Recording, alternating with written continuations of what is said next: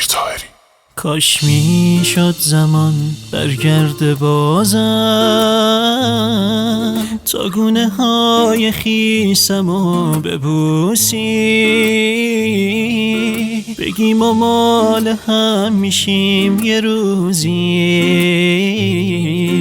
بدیم بازم به هم قول عروسی. دلم میخواست زمان برگرده شاید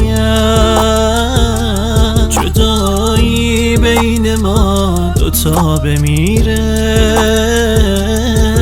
تا موهای یخی رنگ تو بازم نوازش کنم و خوابت بگیره،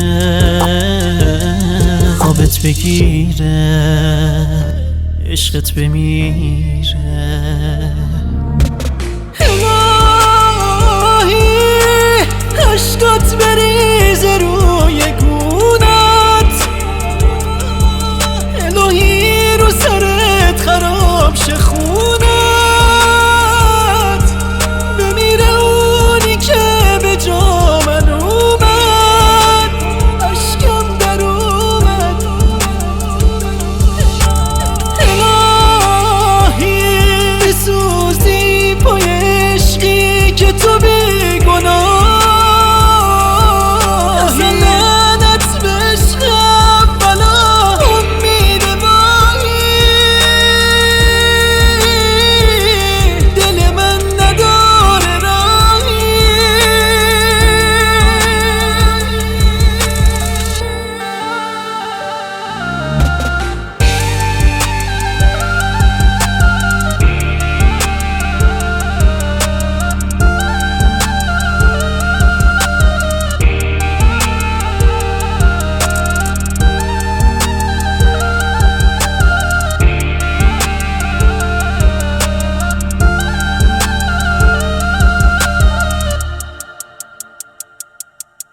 ببین جا داره هنوز با این دوری کنار بیام بشین، ببین 100 بار زدی کجا رو من برات بیام، اصلا میخوای چشاتو واکنی حال منو بفهمی، دنبالم میگردی یه روز تو اون روزای ابری، خداحافظی شه پاییزه به هم میریزه میره، ببین خاطره هاش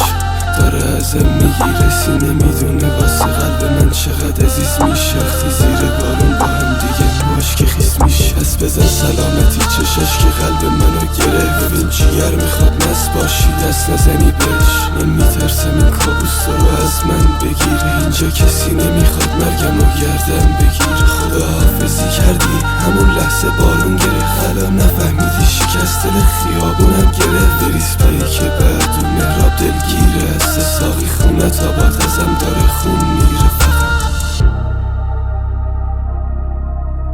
مشتام و دیوار نفسم و سیگار، ای لعنت به ذاتت دیگه منو میخوای چیکار، بذار برو جون عزیزت که حال دلم خوشی، تو منو کشتی رفتی با اون غریبه که قلب منو دوشی،